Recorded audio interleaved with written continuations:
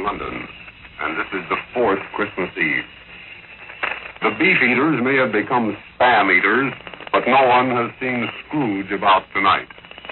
Our men have been giving parties for British children. They have made toys of odd bits of wood and metal. Big, tough sergeants have played Santa Claus. Thousands of British children, especially the orphans and the poor, have had a memorable time thanks to the Americans. Our men are the best fed, best paid, and best uniformed soldiers in this war.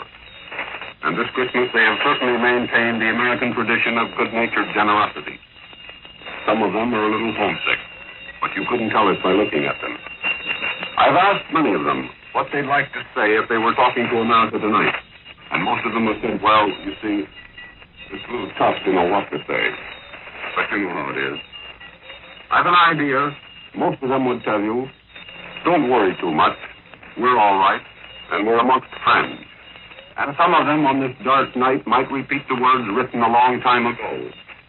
Though there be darkness, it shall be as the morning, and thou shalt be secure, because there is hope.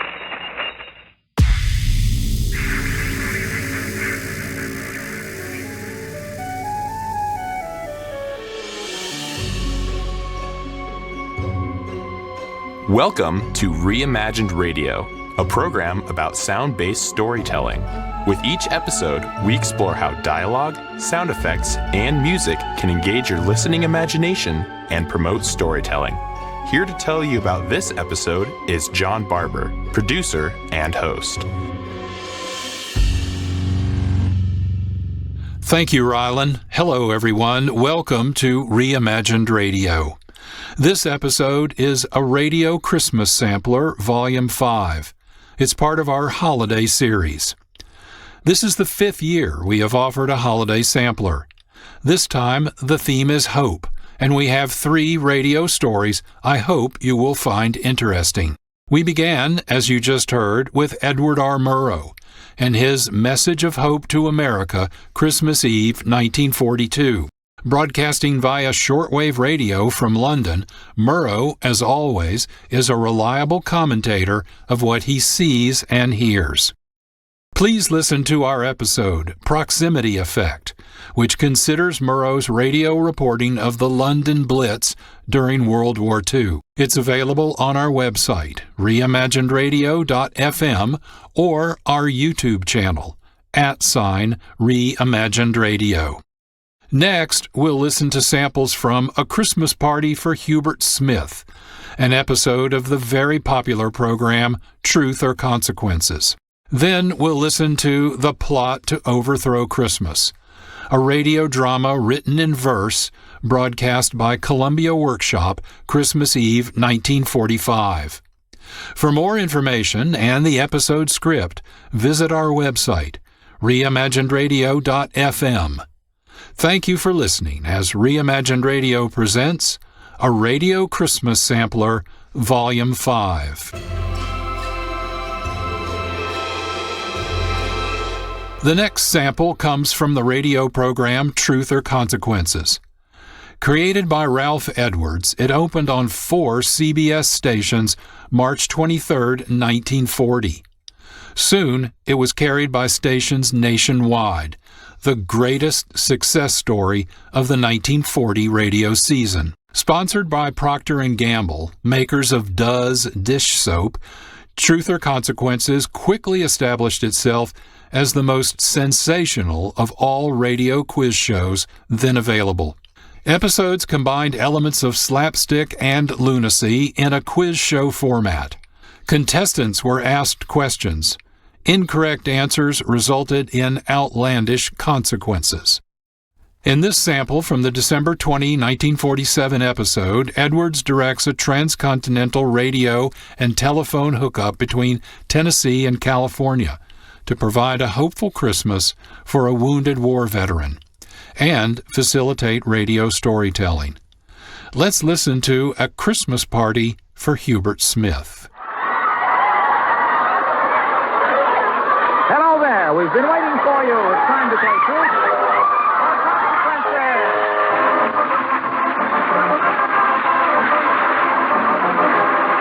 Yes, Yes, Truth or Consequences, the show that does everything on the air, brought to you by Duz, the soap that does everything in your wash. And here he is, the fellow whose show was again voted #1 audience participation show in the annual awards made by newspapers and radio editors, columnists and critics, conducted by Motion Picture Daily in behalf of Fame magazine. And next to Bing was voted #2 Master of Ceremonies. No. But with us, he's just that Duzzy guy, Ralph Truth or Consequences Edwards. Well, thank you very much, Harlow Wilcox. And greetings, party players. I certainly want to thank the radio editors and critics for voting Truth or Consequences #1 again.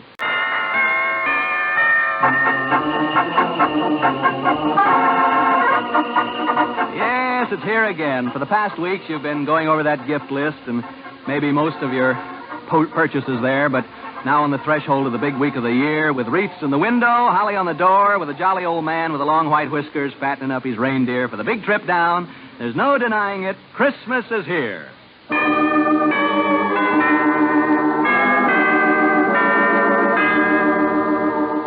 And come Thursday morning, the bells will be ringing in all the churches, the kids will be laughing in all the houses, and most everyone in his own way will be celebrating the reason for Christmas, the doctrine of peace on earth, goodwill toward men.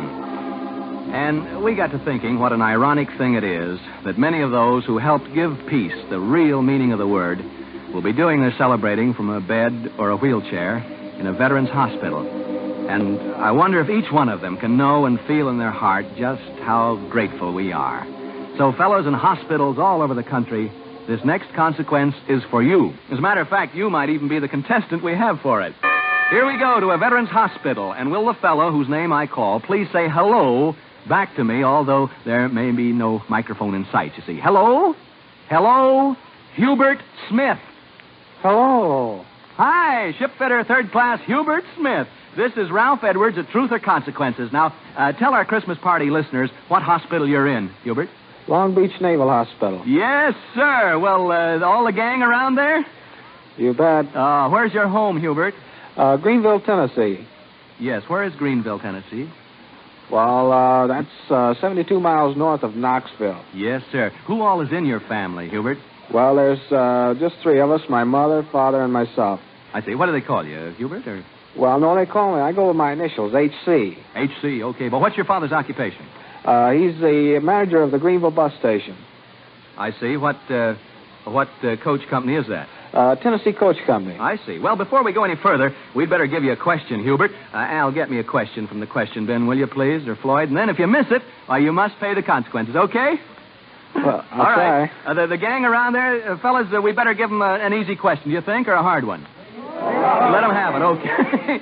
Here, Harold DeCellis of Aurora, Illinois, wants us to tell him why a lazy husband is like a Model T Ford. Truth or Consequences, H.C. H.C. Smith, Hubert Smith.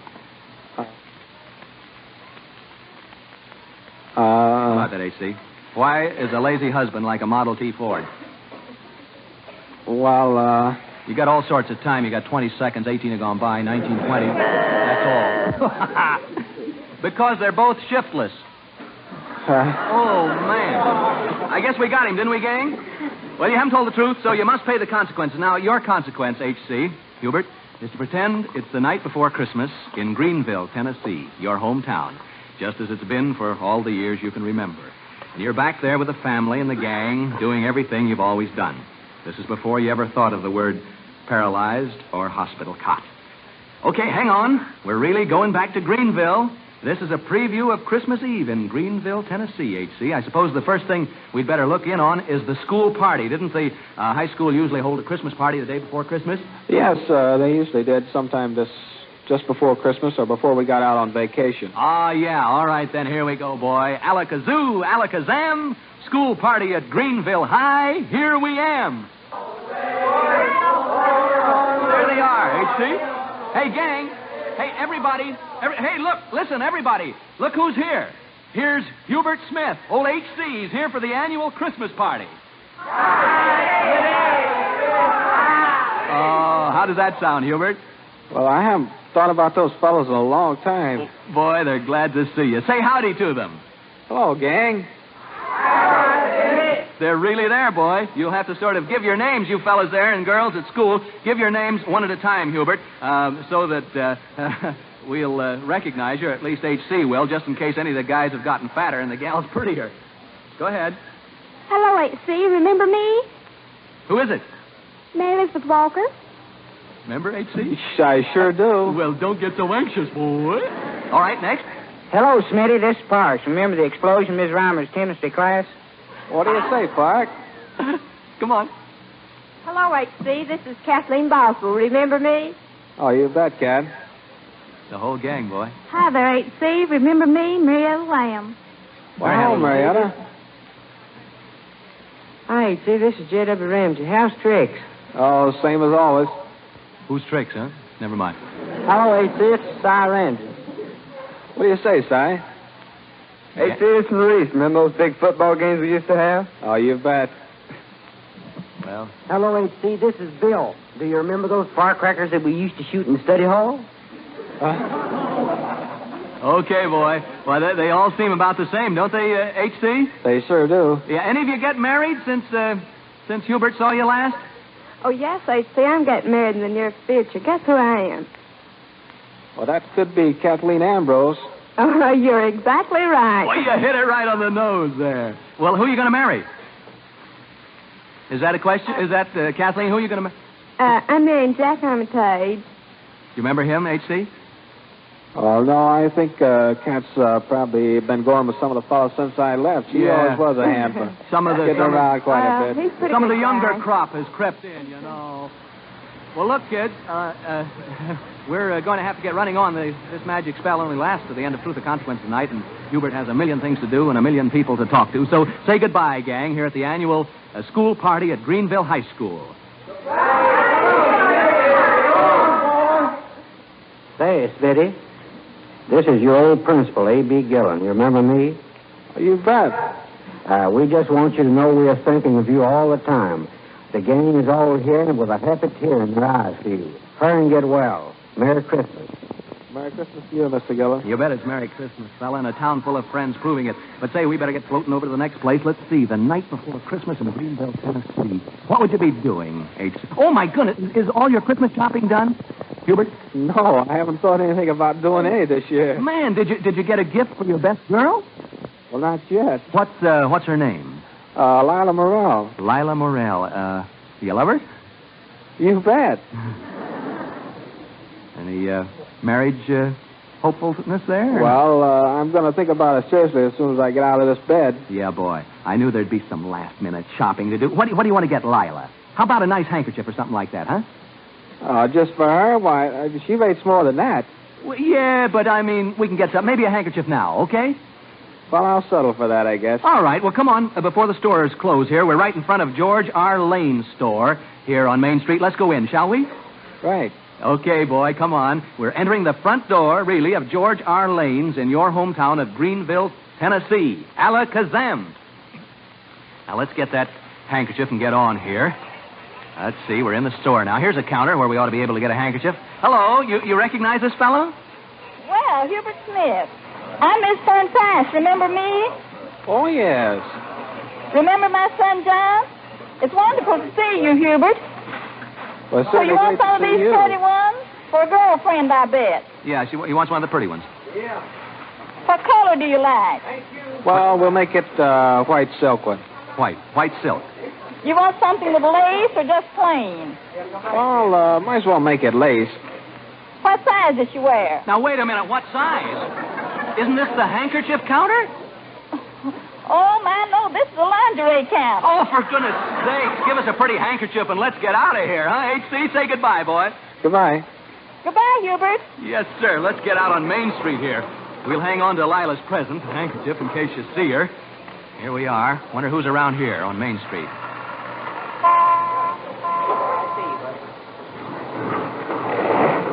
We're right on Main Street. Who's out on Main Street? Hello, Hubert. This is Fuzzy Morrow from the drugstore. It's good to see you. Do you remember Fuzzy Morrow, Herbert? Oh, you bet. Oh, Great to see you, Fuzzy. You betcha. Wait a minute, listen. Hear the church bells? You recognize that sound, Hubert? Those are really the church bells in Greenville, Tennessee. All this is in Greenville. This radio magic is real. Now, come on, let's get up to your church, huh? The Asbury Methodist Church.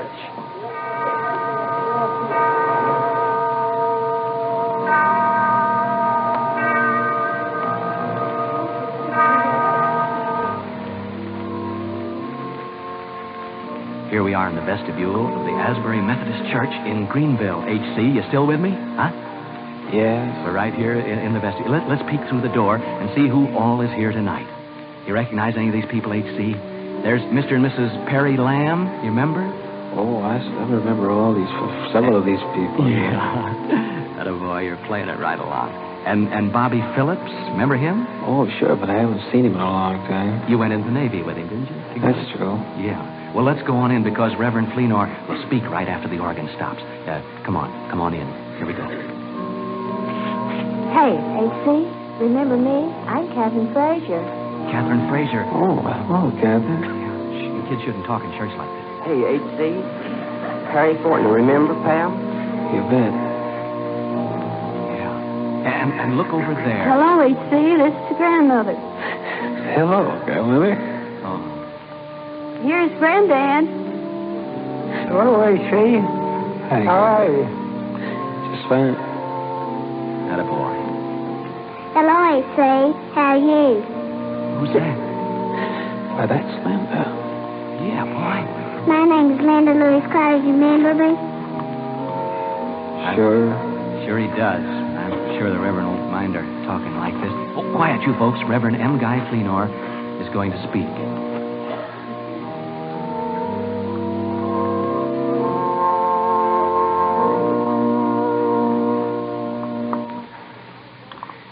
I have always thought about and preached about the joy of giving and how truly more blessed it is to give than to receive. But tonight I find genuine reason for joy in receiving back into our midst one of our dearest friends, Hubert Smith. And whether it is by radio's miracle or in our dreams, H.C. has never left our hearts.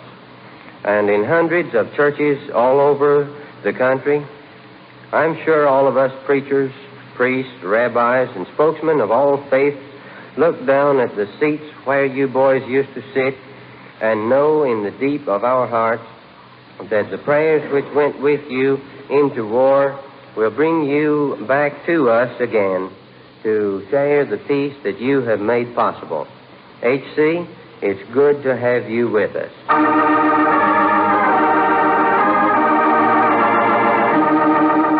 Did you hear what Reverend Fleenor said, Hubert? Sure did, Mr. Edwards. He meant you, and he meant all the fellas listening in hospitals all over the country. But alakazoo, alakazam, and look where we are now on this magic trip, spending a preview of Christmas Eve in your old hometown.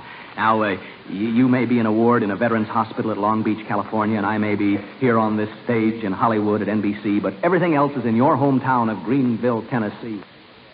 Everything is real, especially these old pals of yours. Look, they're over here on North Main Street all lined up as if they were just waiting for you to join in the Christmas carols. Hi, gang. Yeah, we're out here on Main Street. Who are you caroling tonight? We're in front of Dr. Ms. Haskell Fox's home. Right in front of it. Well, ask the gang what they're going to sing, H.C., so you can join in. What are you going to sing tonight, gang? Hello, H.C. This is Eugenia Bewley, one of your 7th grade teachers out at Doak. One song you used to like best is Silent Night. Are you ready to lead us in it? Yeah, okay. I'll try. Yes, sir. Here we go, H.C. You started out, and your friends 2,000 miles away will join you in front of Dr. and Mrs. Fox's house there in Greenville. Here we go. Silent night, holy night, all is calm, all is bright, round virgin mother and child, holy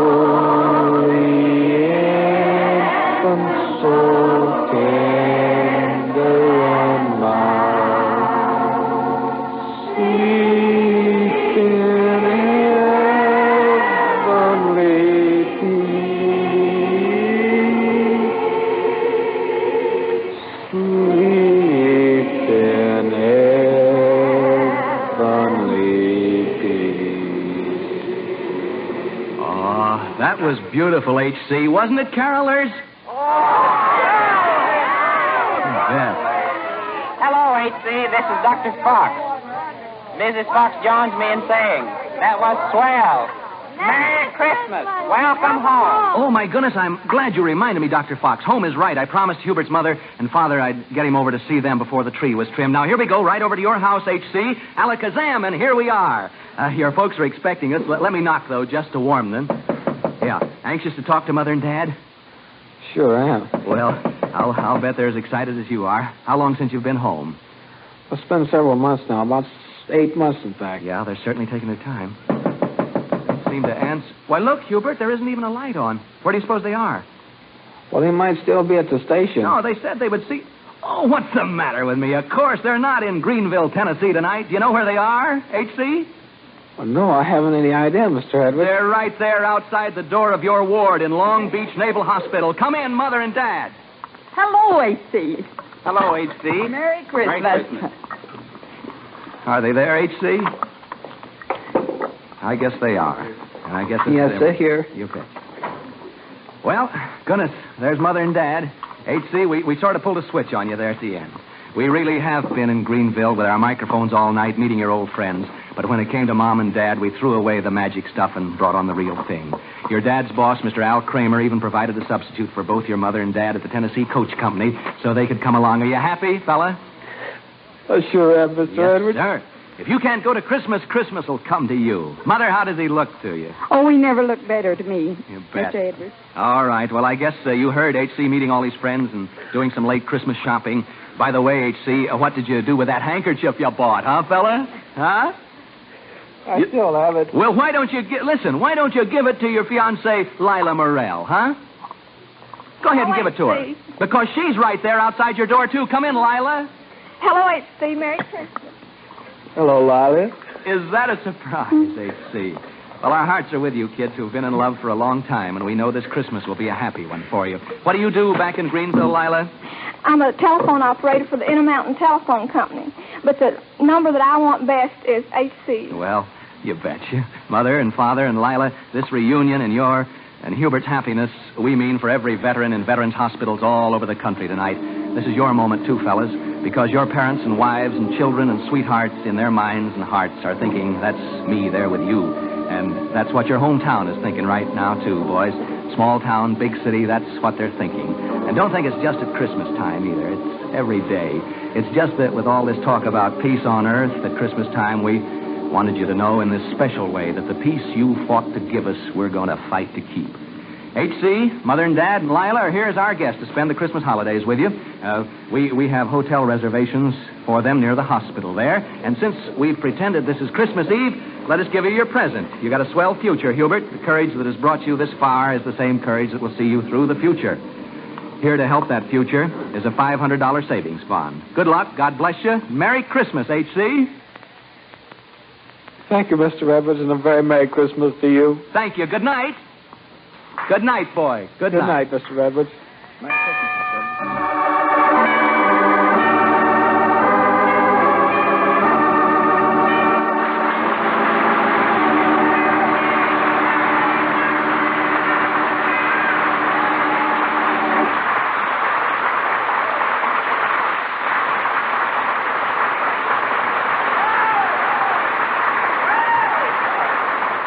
Our thanks to engineer DeWitt Schultes and Truth or Consequences producer Ed Bailey in Greenville, Tennessee's Church and School, to engineer Jim Hackett and producer Dick Lochran at Main Street and Lane Store, Greenville, to engineer Joe Kay and producer Fred Carney at Long Beach Naval Hospital, and to our studio and mixing engineer Johnny Pollock and producers Al Pascal and Floyd Holm here in Hollywood, to our Truth or Consequences organist Buddy Cole and church organist Ida Ripley in Greenville, Tennessee, and to all of Hubert's many friends in Greenville, Tennessee who were so eager to pay this tribute to their pal, shipfitter third class Hubert Smith, paralyzed from the neck down in Long Beach Naval Hospital. And all the veterans throughout the country, our grateful thanks to you.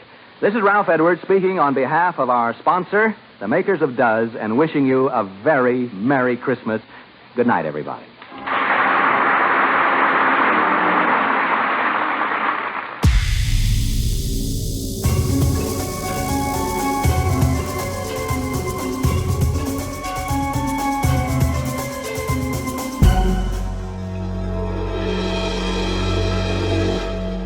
This is John Barber. Thank you for listening to Reimagined Radio. Our episode is a Radio Christmas Sampler, Volume 5. These are strange and difficult times for a lot of listeners, but hope and inspiration can come from any direction. For example, consider the Fusebox Show. Produced by Marc Rose, Milt Keynes, and Jeff Pollard, each episode features unique conversation and commentary about current events and contemporary culture. Here's a sample. Fusebox. Just as an aside, friends, this lab-grown meat thing, it's not new.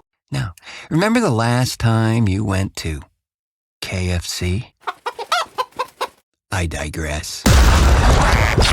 Catch Fusebox every Sunday night at 6:30 p.m. right here on KMWV 98.3. The Fusebox Show is also available as podcasts. Learn more at their website, thefuseboxshow.com.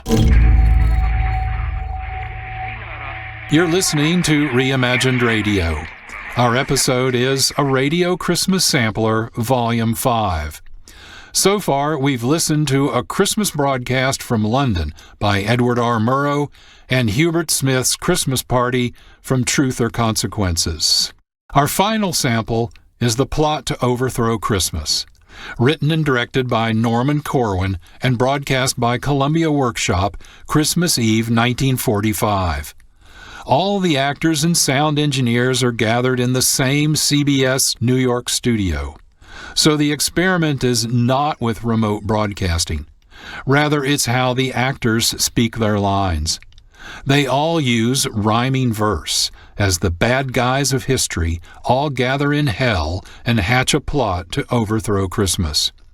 Enjoy listening to this unusual but hopeful example of radio storytelling. 7 years ago this Christmas, a young radio writer-director named Irwin Corwin produced his first half-hour broadcast for CBS, a fantasy entitled The Plot to Overthrow Christmas.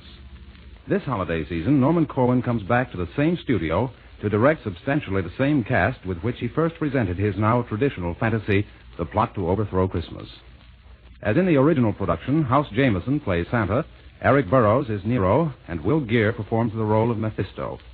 Henry Morgan, better known as Here's Morgan, is a newcomer to the plot, playing a number of roles, including that of your narrator.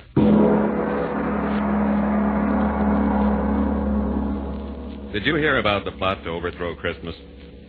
Well, gather ye now from Maine to the Isthmus of Panama, and listen to the story of the utter inglory of some gory goings-on in hell. Now, it happened in Hades, ladies and gentlemen. It happened down there that the fiends held a meeting. The fiends held a meeting for the purpose of defeating Christmas. With the aid of a fade on the radio, we'll take you there with a hi and a hey-de-ho to hear firsthand the brewing of the plot down in the deepest Stygian grot. Grot is a poetical term for grotto. Whenever you hear my voce sotto, or sotto voce, whichever you prefer, it's just I taking pains to make quite sure that nobody makes a poetical allusion which might in any way create confusion. I return you now to the voice you were hearing before I had to do this interfering. As I was saying, in this Stygian grot, the notables of Limbo hatched a plot, and what went on in the sulphurous hole we'll soon pick up by remote control. Of course, such a pickup's not made quickly. As a matter of fact, it's done rather trickily. You mustn't mind if it sounds erratic. That's merely intraterrestrial static. And don't be surprised if you're deafened by thunder just as we start on our journey under. You'll hear earthquakes and all of the commoner varieties of natural phenomena. And so, below, via radio, to the regions where legions of the dead.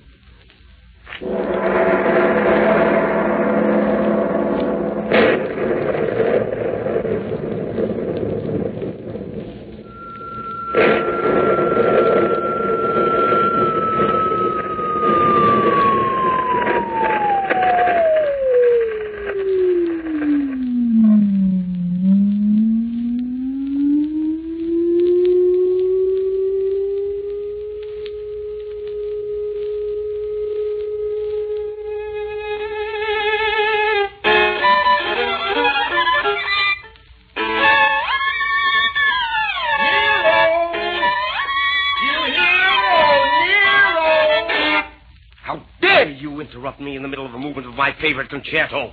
You should look to the improvement of your manners. Sir, if you please, my apologies. I would not have intruded upon your recital if the matter were not so terribly vital. The most important matter in the world is piddling when it comes to be compared with Nero's fiddling. Now, what you say may be very true, but I've been sent here to summon you to a great mass meeting of the tortured souls down in the grot of the flaming coal. A meeting? What for? What's the big idea? Why can't a fellow have some peace down here? Peace, poor soul, can't be found on the premises. This is a region abounding in nemesis. Now you're talking like a travel folder. Tell me, varlet, before I smolder, why are we meeting? Who's on the spot? We're meeting in order to fabricate a plot. A plot against a festival that mortal men comfort in and gladden in again and again. You see, every year... Never mind the facts. I don't want to hear how mortal man acts. The only information about which I care concerns the mass meeting and who'll be there. His Wickedness Mephisto will preside. Naturally. And several of the Borgias will be sitting at his side. And down in front, by the sizzling sodium, will be many personalities noted for their odium. Haman, Caligula, Medusa, and Legree. That's all very nice, but what about me? Oh, you will be sitting in row A, center, between Ivan the Terrible, the Tormentor, and Circe. Mercy! Why, they're both deranged. Do you wish me to see if your seat can be changed? Yes, if you will, please. Taste comes first, even though a soul may be eternally cursed. Right-o. See you at the meeting, then? Yes. And now, back to my fiddling again.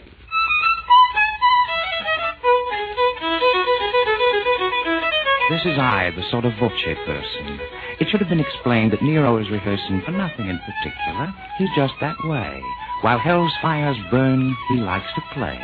It makes him feel a little more at home. It's just an avocation he picked up in Rome.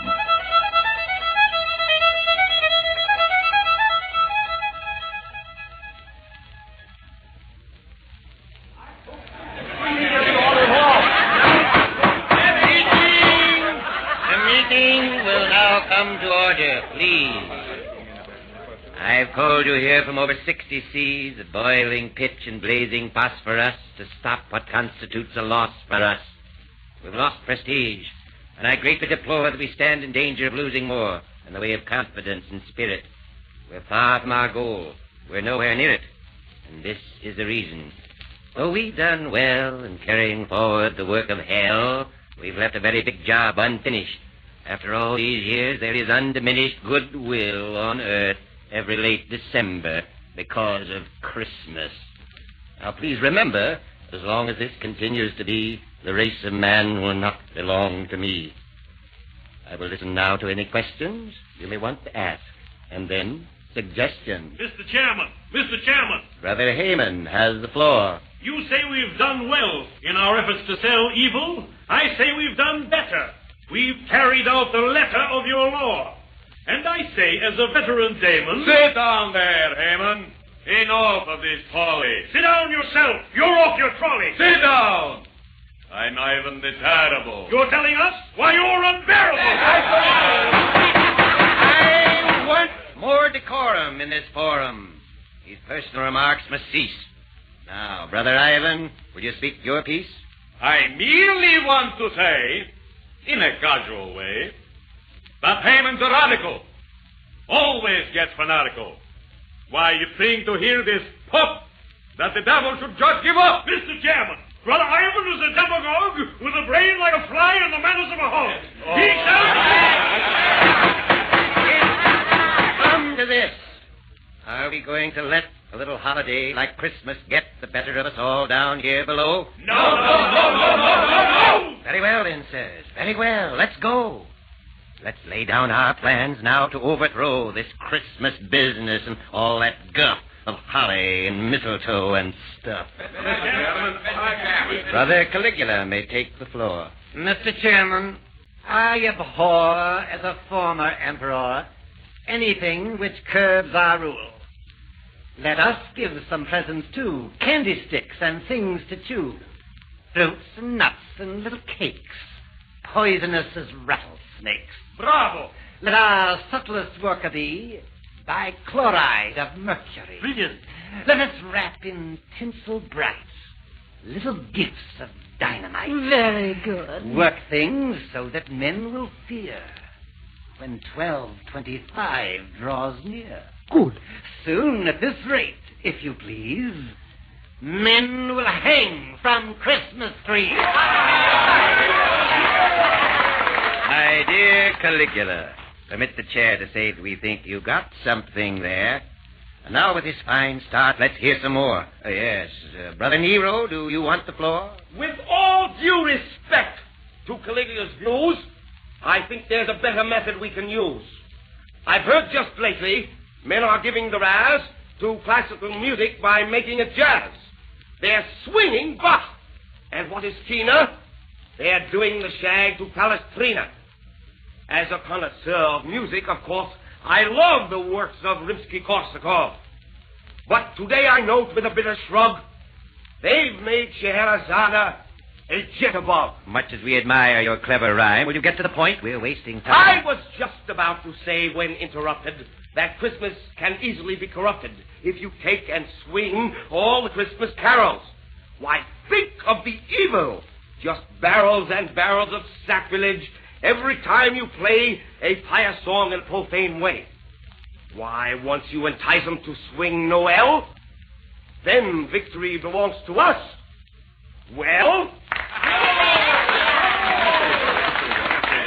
Mr. Chairman, Mr. Legree. I'd like to say that it seems to me that y'all are barking up a coonless tree.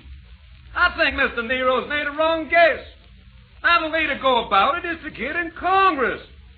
Bribe a bunch of senators to know their oaths and just make a purchase of a block of votes. And then they can legislate a situation where they rules old Christmas right out of the nation.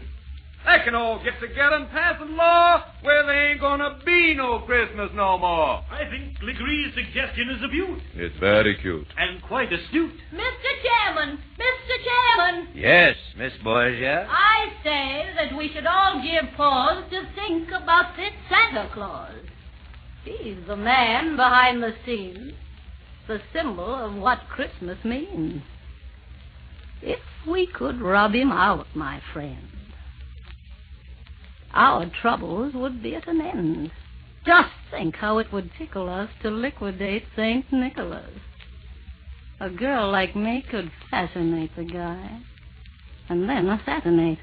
Do you think that you could do it, pretty one? Are you sure you wouldn't be by pity, one? Sometimes you are an awful tease, my master Mephistopheles. Ain't I murdered several dozen? Poisoned uncles, aunts, and cousins? Don't my work right here in Hades make me first among the ladies? Men of virtue all have cussed me. I'm sure that you can trust me. That we haven't a particle of doubt, Miss Borgia. I'm sure we all have nothing but kind feelings toward you. But many times a woman spy, alas, adores her victims. Dames make poor ambassadors. Do you imply that such defects are found inherent in my sex? I do. Well, listen here, old Ironsides. You're heading for some cyanides. You've crossed our Borgia, and you know the consequences that follow. Come, disciples. This is very bad. There's nothing to be gained by getting mad. Suppose we put the matter to a vote. All those in favor of the motion made by Fiend Caligula will signify by rising to their feet and saying, aye. Aye. One vote in favor. Caligula's. And those opposed? Opposed! The motion is defeated. Up we bring the plan of Brother Nero's, to swing the hymns and pious music. All those for will please respond by raising up a paw. For! And those against? Against! Very well. Now, the project of Legree's. Who is there here who totally agrees? I do! Legree votes for himself. And those opposed? Opposed! Now all those who favor Borgia's cause, it being to eliminate Santa Claus. Aye, aye, aye! And those opposed? It seems the women have a way with them. At least they have carried the day with them. You flatterer. The motion's carried. And now We'll decide which one of us will take Nick for a ride. We'll all draw lots, and thus settle the moot point of who'll be sent to execute.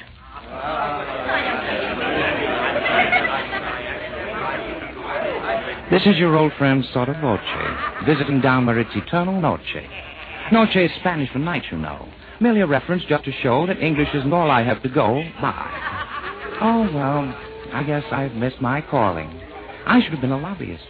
You see, I'm stalling to give them time to finish the voting. Let's see. The weather. Now I'm quoting the Daily Hellion. Continued heat both overhead and under feet. Free and moderate gases blowing up to gale force, and then going north by westerly. Light showers of brimstone toward the evening hours. That's what it says here. I'm not fibbing. How am I doing with my ad-libbing? This is the thing Bob Trout would have fun with. Say, the drawing should soon be done with. Expect the results any moment now, as soon as... The lots have been drawn, and I'm glad to say the honor has fallen Nero's way. Now, Nero, you are charged with a great task. It's the evilest deed that we could ask a fiend to do. We'll be proud of you. Now, just a moment. How do I get there? What do I wear? Is it dry or wet there? Is it fact or fancy or just word of mouth that he lives at the pole? Is it north or south? What shall I use when it comes to the showdown? A gun or a dagger? Now, give me the lowdown. Now, Nero, you needn't sound so tragic. You'll get to Earth by the blackest magic. To create an express elevator is simple for an expert spell creator. With a lot of pyrotechnic dazzle, we'll let you off on a hill in Basel, Switzerland. From there, you'll make your way to the Arctic Circle, then break your way through ice with a blowtorch. After a while, you're bound to reach Santa's domicile. And once you get there, my dear Nero, all of our work will have gone for zero if you don't succeed in your assignment. I know. If at first we don't succeed, we can try and try again. But there is no need, because nothing will come of it. Meaning no offense. Do you mind if I take my departure hence?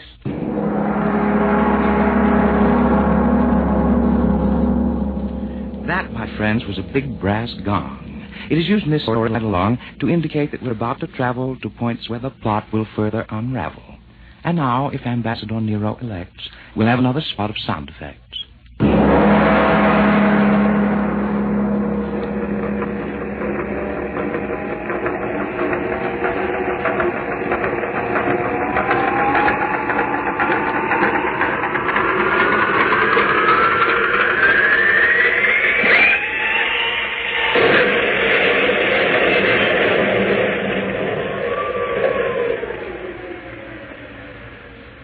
Tell me, stranger, is this Basel, Switzerland, or is it already Donner and Blitzland? Donner and Blitzsenland, 5,000 miles away. Thank you, mister, and good day.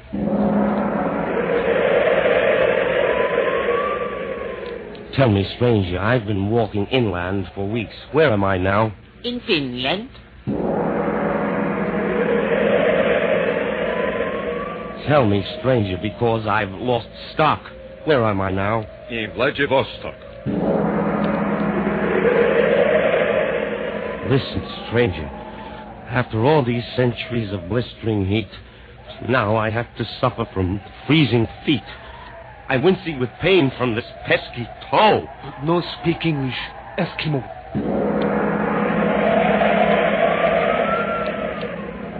I declare, by my frenetic soul, I must be over the magnetic pole. My watch has stopped. Can that be right? I wonder. A light, a light! In a moment now you'll hear me knock on Santa's door, and he'll unlock it nevermore to lock again.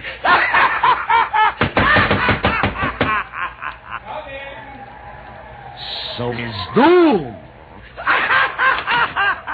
How do you do, sir? Very well indeed, and you, sir? Splendidly. Won't you come right in? Take your coat off. I see your chin is frozen. Also your hands and knees. Sit down while I get you some antifreeze. Don't bother, sir. I will not be long. I'm about to perpetrate a fearful wrong.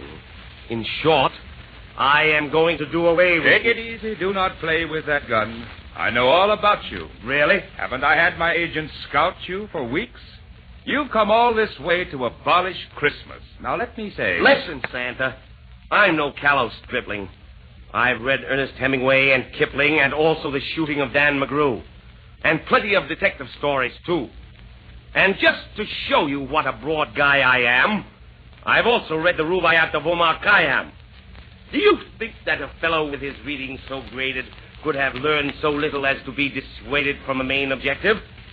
Why, don't make me giggle. I'd feel a lot better if you wouldn't wiggle that gun so. Much as I'm impressed with your education, I honestly believe that a figure of your station should have given more thought to the ways of man and less devotion to the cult of Pan. By others, no doubt, your wisdom may be prized. But I didn't come here to be criticized. In fact, I came to dispatch a duty. So don't hand me any of this tutti-frutti. If you've any last words you want to say, then spill them. I haven't got all day. No, what's the rush? Unless I've counted wrong, the polar day is always 6 months long. Well, after I've disposed of you, I've got to hurry right back to hell, or they'll begin to worry. Not about you, but about your career in homicide. Do you think that the mere loss of you would make them hysterical?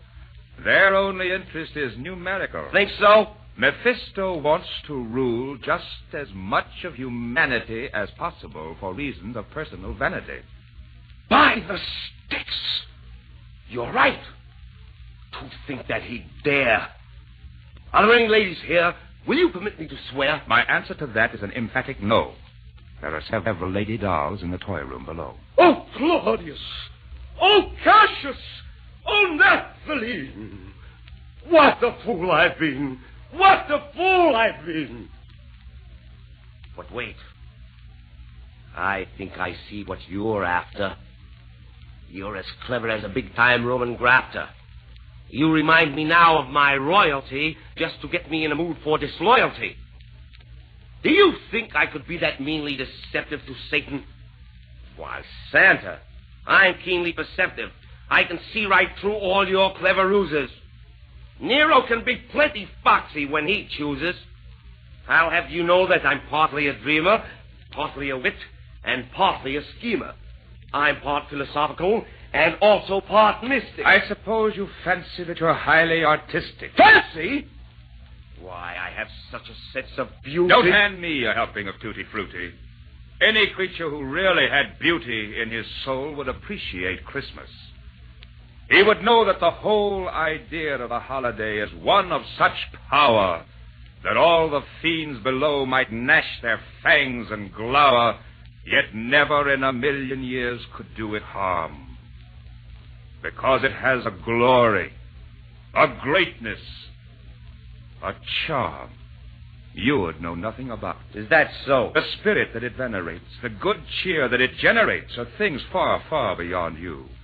For all your wealth, no man on earth could sell ye these. Am I so cursed as that?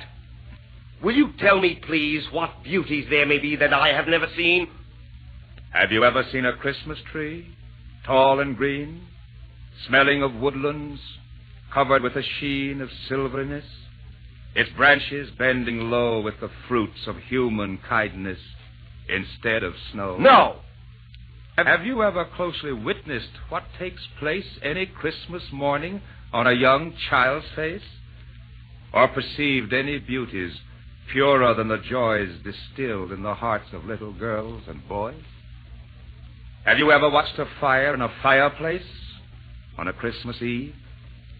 Or listened to grace at a table heavy with fruits and cakes and all the wonders that a kitchen makes, fowls and pastries, wines and meats and nuts and raisins and candied sweets?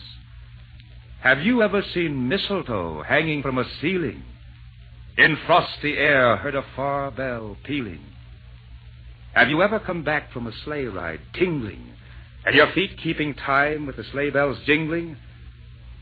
Have you ever seen the beauty of a sprig of holly, or felt for a moment how it feels to be jolly? Golly. Have you ever known how exceedingly pleasant it is to unwrap a Christmas present? Did you ever know how much cheer it lends to be wished a Merry Christmas by all your friends?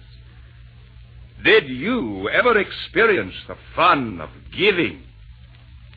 Do you know at all the joys of living? I guess I don't. For all of me, I never knew such things could be. Just think how long in ignorance I've slept. It must have been the company you kept. I was a wicked tyrant once, you know. Ah, yes, but that was centuries ago. You really had no way of knowing. Perhaps. I guess that I'll be going. I really should be getting on my way. But do you have to? Don't you want to stay? You see, I'm just a bit... Embarrassed? Why, yes, sir. Now, don't look so harassed. I know just why you came and who it was that sent you. But that's all done with. I take it you repent you of all your past mistakes. With many pains and aches of conscience. Then are you welcome here. Please take your hat off. Your coat. Your muffler also. Take your spat off. What happened to the other one? No matter. You're pretty thin. You'll presently be fatter. I serve good food here. I'll get you a platter of steak and mushrooms. A medium or rare. I'll bet that you're as hungry as a bear. Now just sit down. That's it, right over here. And tell me, will you have some wine or beer? I never touch the stuff myself, but I managed to keep on hand a little rye for purposes medicinal. I mean, your chin should be unfrozen. What a state it's in. A while ago, you asked me if I understood good cheer. I do so now, St. Nicholas. I see it standing here. I want to ask you something, sir. Now, please don't give a yelp. Is there any sort of work to do where I can be of help? Indeed there is. Indeed there is, and I am glad you asked me. I have so many toys to make this year, the job's got past me. But first you sit and eat this bowl. I've got a little trifle I'd like for you to see. So will you sit right here and stifle your curiosity? I'll get it for you right away. It's down the hall of you. Well, well. Who'd ever think it? Will wonders never cease? At last, after all these centuries, I'm so happy I could buzz. It shows you what the lot a little Christmas spirit does. As emperor, I envied off the cheerfulness of peasants, and now... Well, here it is, Nero, my boy. By way of Christmas presents, I offer you this little gift. But Santa, for what reason? A very good one, sir. To wit, compliments of the season. Well, go ahead and open it. Why stand there so reflecting? I'm just collecting thoughts, St. Nick. My thoughts I'm just collecting. Just think how far a tiny bit of fellowship will carry us. Oh, well. I say, what's this? What's this? It is a Stradivarius. Why, thank you. Thanks a million times. I don't know what to say to you. I'll tell you what I'll do, St. Nick. I'll start right in and play for you. I'll play all night and day for you. Fine. Here's some music. I'm sure you'll play it well. It's a little piece entitled Noel, Noel.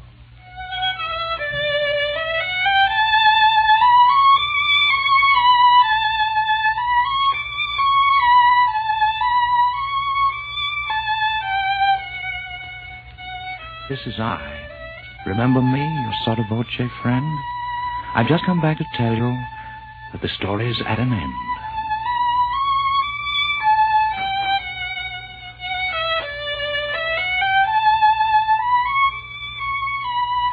You have been listening to The Plot to Overthrow Christmas, written, directed, and produced by Norman Corwin. House Jameson appeared as Santa Claus, Eric Burroughs as Nero, and Henry Morgan as the narrator, Legree, and Ivan the Terrible. Others in the cast were Ann Shepard, Kermit Murdoch, Will Gear, Robert Dryden, Norman Ober, and Edward Cullen. Paul Winters was Nero's playing arm. The script of The Plot to Overthrow Christmas is found in the book 13 by Corwin.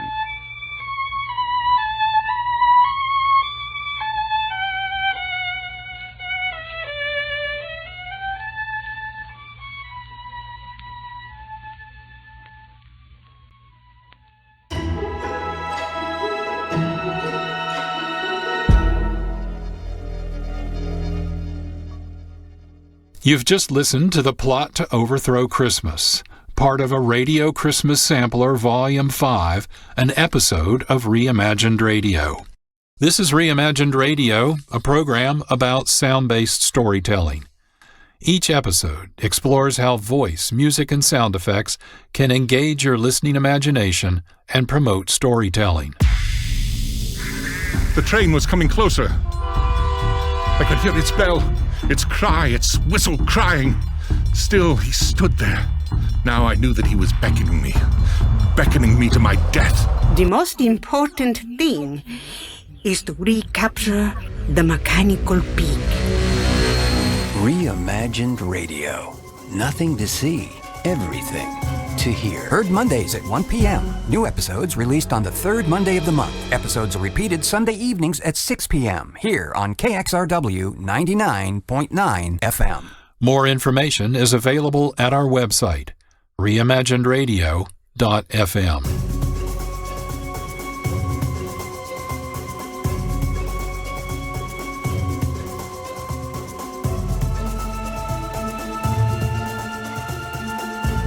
Reimagined Radio is produced in collaboration with the Electronic Literature Lab at Washington State University, Vancouver. Our programs are broadcast and streamed by partner community radio stations KXRW-FM, Vancouver, Washington, KXRY-FM, Portland, Oregon, and KNOM-AM, Nome, Alaska.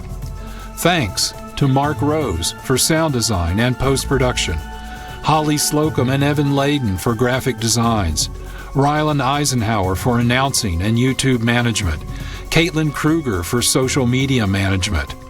Follow Reimagined Radio on Instagram, TikTok, Facebook, X, Blue Sky, LinkedIn, and our YouTube channel, @Reimagined Radio.